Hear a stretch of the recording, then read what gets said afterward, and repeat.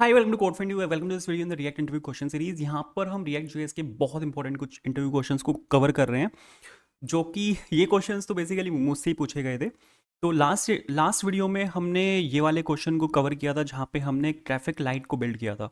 ये क्वेश्चन मुझसे पूछा गया था कंपनी के फर्स्ट राउंड में, और इसी कंपनी के सेकेंड राउंड में मुझसे ये वाला क्वेश्चन पूछा गया था जो हम इस वीडियो में डिस्कस करेंगे। ये वाला जो इंटरव्यू था वो एक थर्ड पार्टी कंपनी ने लिया था, मतलब इस कंपनी ने इंटरव्यू को आउटसोर्स कर दिया था। तो बहुत एक हाई प्रोबेबिलिटी है कि ये क्वेश्चन आपसे भी पूछा जाए। यहाँ पे इस क्वेश्चन में रिकर्जन का यूज होगा, तो आप यहाँ पे ये सीखने वाले हो कि रिएक्ट कंपोनेंट को हम एज अ रिकर्जन कैसे यूज कर सकते हैं। तो क्वेश्चन देखते हैं। यहाँ पे ये मेरे को प्रॉब्लम स्टेटमेंट यहाँ पे मिली थी। प्रॉब्लम स्टेटमेंट कुछ ज़्यादा ही बड़ी है, लेकिन देख के घबराना नहीं है, कुछ नहीं करना, बस आपको एक एक्सप्लोरर बनाना है। एक्सप्लोरर क्या होता है? अगर आपने वी एस कोड खोल के देखा हो, तो वी एस कोड में जहाँ पर आपकी फोल्डर्स होती हैं, फाइल्स होती हैं, वो पूरा वहाँ पे एक्सप्लोरर कहलाता है। ठीक है, बनाना क्या है आपको? अगर मैं इसका सॉल्यूशन दिखाऊँ तो आपको यहाँ पे ये बनाना है। मेरे को क्या बोला गया था? मेरे को यहाँ पे ये बोला गया था कि आपके पास यहाँ पे एक रिएक्ट का प्रोजेक्ट है। जैसे अगर आपको मैं यहाँ पे दिखाऊँ तो ये मेरे पास यहाँ पे एक रिएक्ट का प्रोजेक्ट है, जहाँ पर ये आपका रूट फोल्डर है, ये आपका पब्लिक फोल्डर है, ये सोर्स फोल्डर है।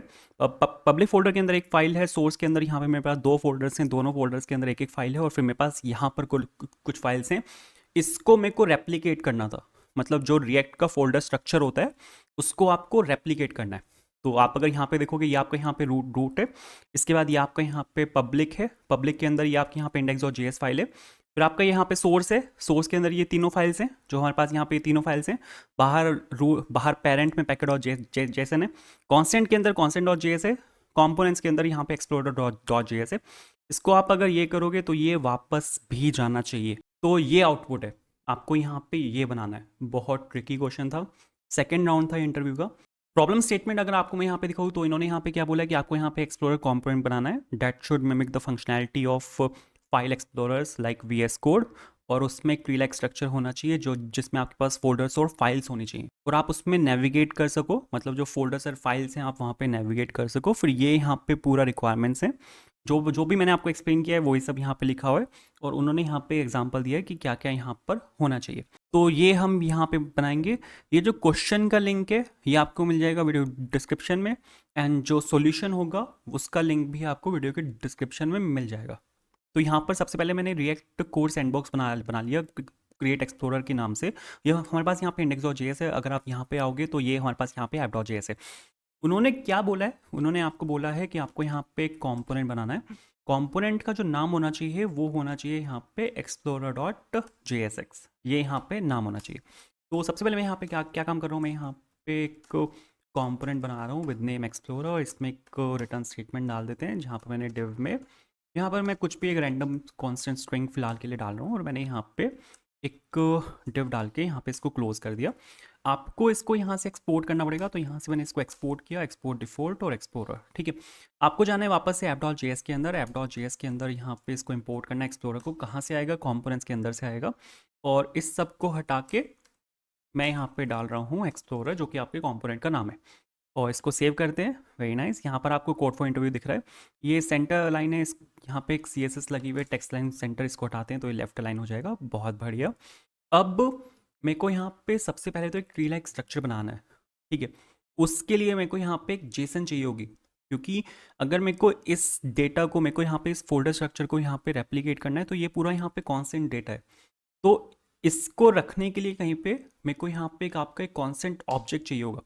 तो उसके लिए सोर्स के अंदर मैं यहाँ पर एक फोल्डर बना रहा हूँ सपोज कॉन्स्टेंट्स के नाम से, और यहाँ पर मैं एक फाइल बना रहा हूँ जो कि होगी सपोज data.js, और यहाँ पर अब मेरे को एक ऑब्जेक्ट बनाना है।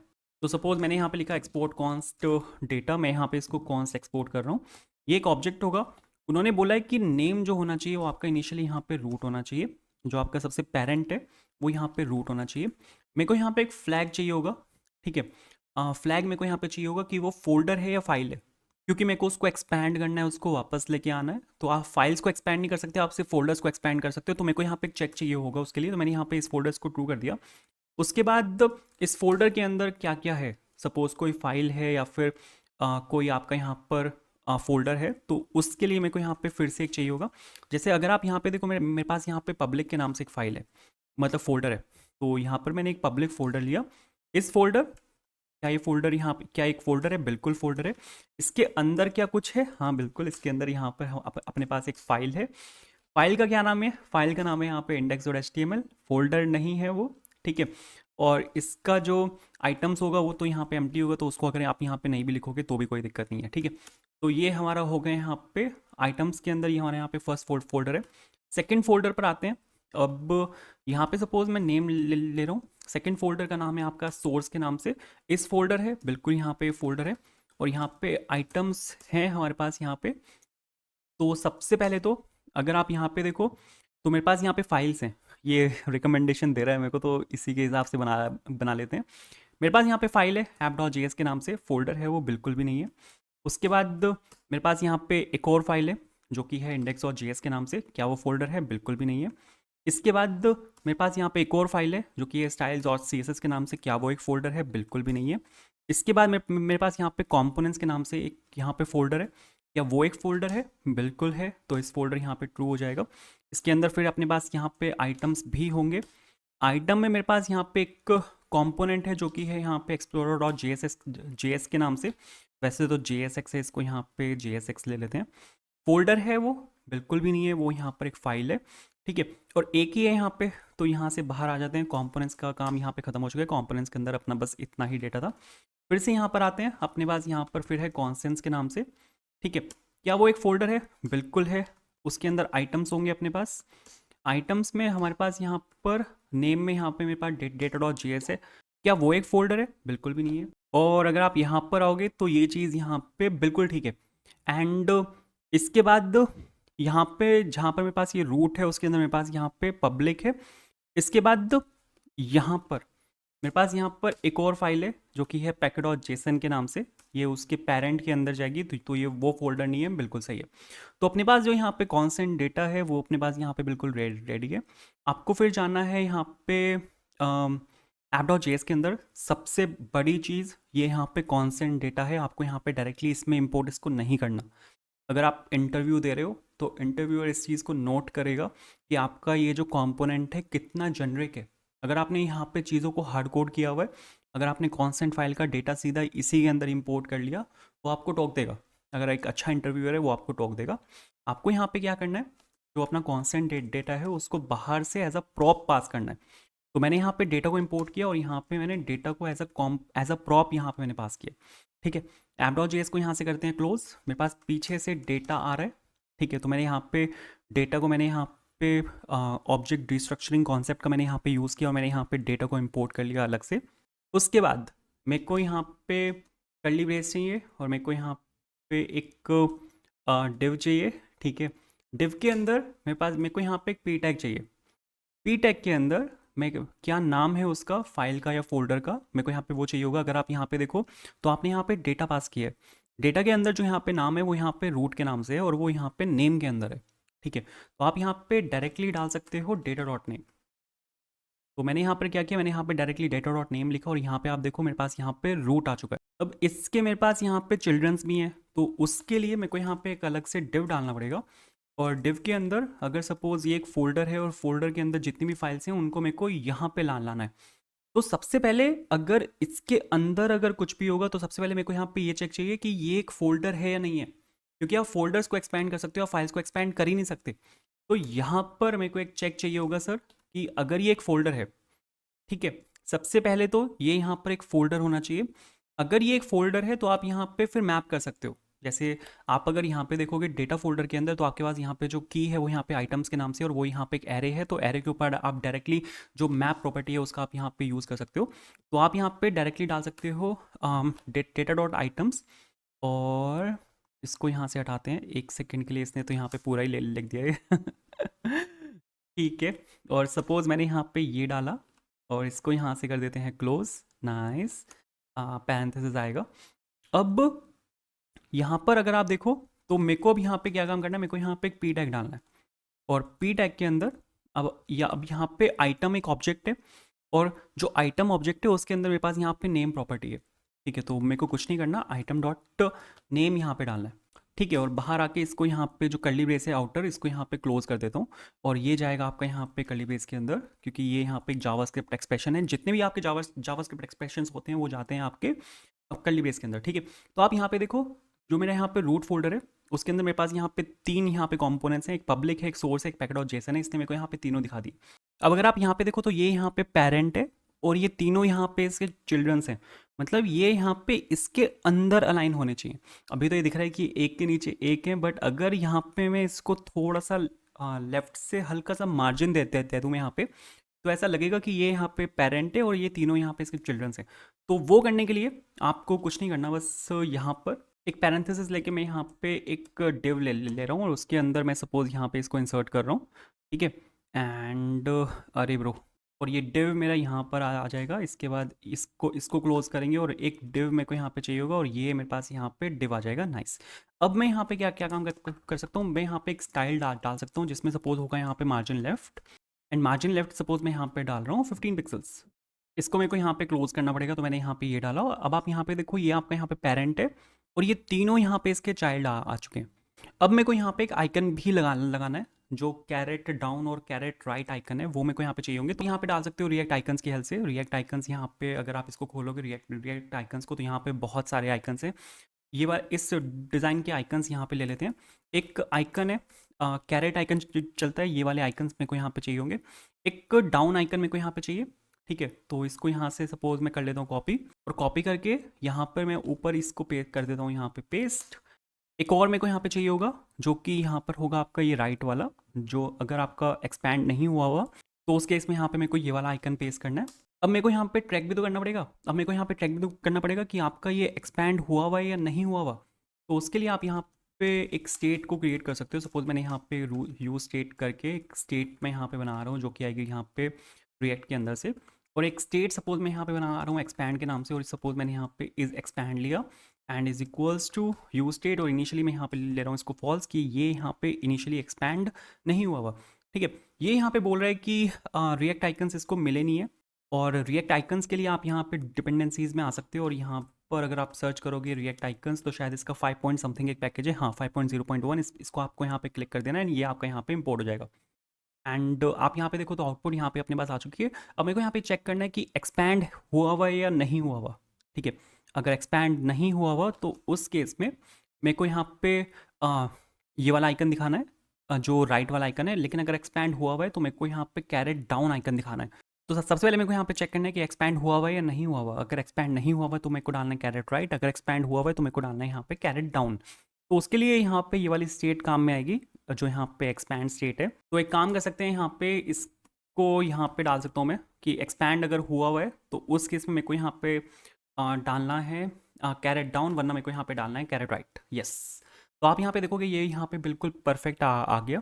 सेम काम मेरे को यहाँ पर भी करना है। ठीक है, अगर आप यहाँ पे एक चीज़ नोटिस करो ना कि मेरे को यहाँ पे जो ये P है और अब तक जो ये P था ये यहाँ पे सेम है।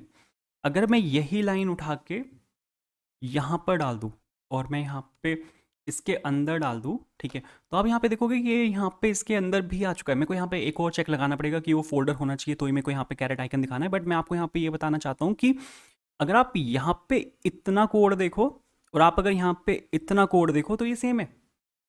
ये कोड यहाँ पे बिल्कुल सेम है। इसको एक सेकेंड अगर मैं हटाऊँ यहाँ पे, तो आप यहाँ पे देखो ये कोड और ये कोड आपका बिल्कुल सेम है। और अगर फिर मेरे को सोर्स को एक्सपैंड करना है तो उस केस में मेरे को यहाँ पे फिर से ऑन क्लिक लगाना पड़ेगा।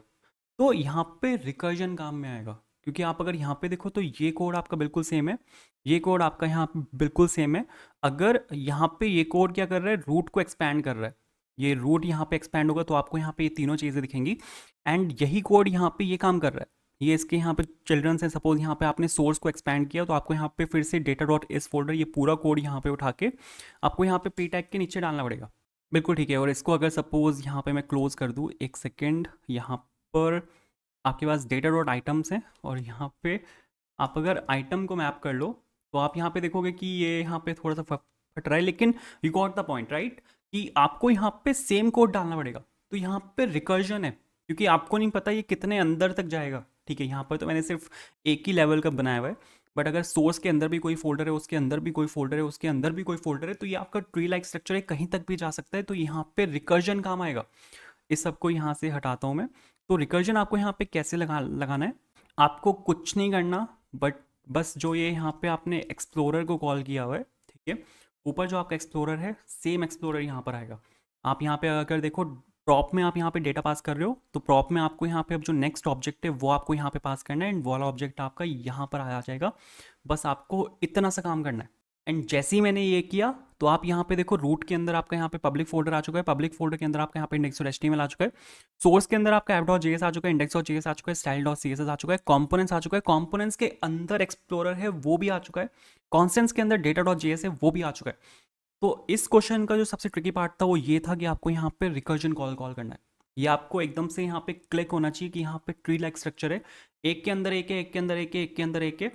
ट्री डेटा स्ट्रक्चर अगर आपने पढ़ा हो तो वहाँ पर भी हम अपने सारे क्वेश्चन ट्री के ऐसे ही सॉल्व करते हैं, वहाँ पर भी हम रिकर्जन ही लगाते हैं। तो ये यहाँ पे ट्री डेटा स्ट्रक्चर है। आपने यहाँ पे जो ये पूरा फोल्डर स्ट्रक्चर है, ये यहाँ पे ट्री डेटा स्ट्रक्चर है, और आपको ट्री डेटा स्ट्रक्चर को सॉल्व करने के लिए यहाँ पे रिकर्जन ही लगाना पड़ेगा। ये एकदम से यहाँ पे आपके क्लिक होना चाहिए कि यहाँ पे रिकर्जन काम आएगा। अब कुछ चीज़ें मेरे को यहाँ पे हैंडल करनी है, जैसे कुछ CSS है वो सब तो मैं यहाँ पे हैंडल कर लूँगा। जैसे ये जो यहाँ पे चिल्ड्रंस हैं, ये मेरे को सिर्फ तभी दिखाने हैं अगर आपका ये एक्सपैंड हुआ हुआ है। तो मैं यहाँ पे स्टाइल डाल रहा हूँ, और स्टाइल में मेरे को यहाँ पे एक्सपैंड के साथ मेरे को यहाँ पे चेक करना है, अरे सिंगल के साथ आएगा, मेरे को यहाँ पे एक्सपैंड के साथ चेक करना है कि अगर आपका ये एक्सपैंड हुआ हुआ है तो डिस्प्ले ब्लॉक, वरना डिस्प्ले नन। तो सिंपल सा ये काम करना है। लेकिन अब इसको एक्सपैंड भी करना पड़ेगा। एक्सपैंड आप कर सकते हो यहाँ पर अगर आप एक ऑन क्लिक डाल दो, ठीक है, तो ऑन क्लिक में आपको यहाँ पे इस एक्सपैंड में, और जो आपकी प्रीवियस स्टेट है, ठीक है, प्रीवियस स्टेट अगर आपकी सपोज फॉल्स है, तो उस प्रीवियस स्टेट को उठा के आपको बस यहाँ पे उसको टॉगल करना है। तो प्रीवियस स्टेट को मैंने यहाँ पे क्या किया, बस टॉगल कर दिया, तो ये आपका यहाँ पे एक्सपैंड हो जाएगा। और अगर आपको सपोज मैं यहाँ पे इसको चला के दिखाऊँ, तो आप यहाँ पे देखो रूट पे जैसे मैंने यहाँ पे क्लिक किया, ये तीनों यहाँ पे इसने खोल दिए। पब्लिक फोल्डर पे क्लिक किया तो यहाँ पे index.html खुल गया। सोर्स पे मैं यहाँ पे क्लिक कर रहा हूँ, ये सब यहाँ पे इसने खोल दिया। और अब मेरे को यहाँ पे क्या करना है, ये सपोज यहाँ पे अगर फाइल है तो फाइल से पहले मेरे को कोई आइकन नहीं दिखाना, तो इसको मेरे को यहाँ पे हटाना पड़ेगा। मेरे को यहाँ पे एक चेक लगाना पड़ेगा, अगर डेटा डॉट इस फोल्डर है, अगर ये डेटा डॉट इस फोल्डर है और एक्सपैंड हुआ हुआ है, तो मेरे को यहाँ पे ये सब दिखाना है। बट अगर डेटा डॉट इस फोल्डर नहीं है तो उस केस में मेरे को यहाँ पे नल दिखाना है, सिंपल, बस इतना सा काम है, ठीक है। थोड़ी सी CSS और हैंडल कर लेते हैं, उसके बाद अपना यहाँ पे जो काम है वो खत्म हो जाएगा। सबसे पहले तो मेरे को यहाँ पे कर्सर पॉइंटर यहाँ पे चाहिए होगा, क्योंकि जब आप वहाँ पे उस पर क्लिक कर रहे हो तो मैं चाहता हूँ कि एक पॉइंटर आना चाहिए, ठीक है। कर्सर पॉइंटर मैंने यहाँ पे डाला, और आप यहाँ पे देखो कर्सर पॉइंटर यहाँ पे आ चुका है, ठीक है। एक चीज़ और, ये रूट यहाँ पे नीचे है, आइकन यहाँ पे थोड़ा सा ऊपर शिफ्ट हुआ है, तो अलाइन आइटम सेंटर मेरे को यहाँ पे करना पड़ेगा। लेकिन उससे पहले आपको डालना पड़ेगा डिस्प्ले फ्लेक्स, क्योंकि अलाइन आइटम सेंटर जो है वो डिस्प्ले फ्लेक्स की प्रॉपर्टी है। तो मैंने यहाँ पे सपोज ये डाला, आप यहाँ पे देखो ये आपका सेंटर लाइन हो चुका है, ठीक है। एक्सपैंड करेंगे पब्लिक फोल्डर के अंदर index.html, सोर्स फोल्डर के अंदर app.js, index.js, style.css, उसके अंदर कंपोनेंट्स है, कंपोनेंट्स के अंदर explorer.jsx, कॉन्स्टेंट्स है, कॉन्स्टेंट्स के अंदर data.js, और यहाँ पे आ चुकी है आपकी packet.json। बिल्कुल मस्त चल रहा है, तो सर बिल्कुल परफेक्ट चल रहा है। आप अगर यहाँ पे देखो तो बिल्कुल मस्त चल रहा है, ठीक है। तो ये आपका यहाँ पे क्वेश्चन है। सबसे इंपॉर्टेंट आपको यहाँ पे पहचानना पड़ेगा कि यहाँ पे ये ट्री डेटा स्ट्रक्चर है। ट्री डेटा स्ट्रक्चर के क्वेश्चंस आप सॉल्व करते हो with the help of recursion. तो यहाँ पे जो सबसे मेन कॉन्सेप्ट है और जो दिमाग हिला देगा वो यहाँ पे ये वाला कॉन्सेप्ट है, आपको यहाँ पे रिकर्जन लगाना है। एक बहुत इंपॉर्टेंट रिएक्ट का इंटरव्यू क्वेश्चन है, मुझसे पूछा गया था जब एक कंपनी ने इंटरव्यू को आउटसोर्स कर दिया था तो वह थर्ड पार्टी कंपनी, तो उन्होंने मुझसे ये वाला क्वेश्चन पूछा था, आना चाहिए, ठीक है, इंपॉर्टेंट क्वेश्चन है। तो आई होप आपको कुछ सीखने को मिला होगा। अगर आपको कुछ सीखने को मिला है तो यार वीडियो को लाइक करना, दोस्तों के साथ शेयर करना, इस वाली वीडियो को भी चेक करना, ठीक है। और इस पूरी प्लेलिस्ट को आप चेकआउट कर सकते हो, बहुत अच्छे अच्छे क्वेश्चंस यहाँ पे सॉल्व करेंगे। बाकी वीडियोस आप चेकआउट कर सकते हो, एडवांस नॉलेज सीरीज़ है, ठीक है, React.js के प्रोजेक्ट्स हैं, एडवांस जावास्क्रिप्ट है, ठीक है, कुछ AWS प्रोजेक्ट्स हैं, Next.js प्रोजेक्ट्स हैं, आप उनको भी चेकआउट कर सकते हो, मन स्टैक प्रोजेक्ट्स हैं, ठीक है, फुल स्टैक प्रोजेक्ट्स हैं with the help of Java spring boot, जहाँ पर MySQL भी है, MongoDB भी है, आप ये भी चेकआउट कर सकते हो। जावा प्रोजेक्ट्स हैं with the help of AWT and swing, आप ये भी चेकआउट कर सकते हो। AWS SAM के ट्यूटोरियल्स हैं, जावा स्क्रिप्ट प्रोजेक्ट्स हैं, आप ये भी चेकआउट कर सकते हो। काफ़ी कुछ है, डिस्क्रिप्शन में आप जाओगे आपको सब कुछ मिल जाएगा। इस क्वेश्चन का लिंक, ये गूगल डॉक्स का लिंक आपको वीडियो के डिस्क्रिप्शन में मिल जाएगा। ये वाला जो लिंक है ये भी आपको वीडियो डिस्क्रिप्शन में मिल जाएगा। तो वीडियो पसंद आई हो तो लाइक करना, चैनल पर अगर आप नए हो सब्सक्राइब करना। Thank you so much for watching this video, have a good day.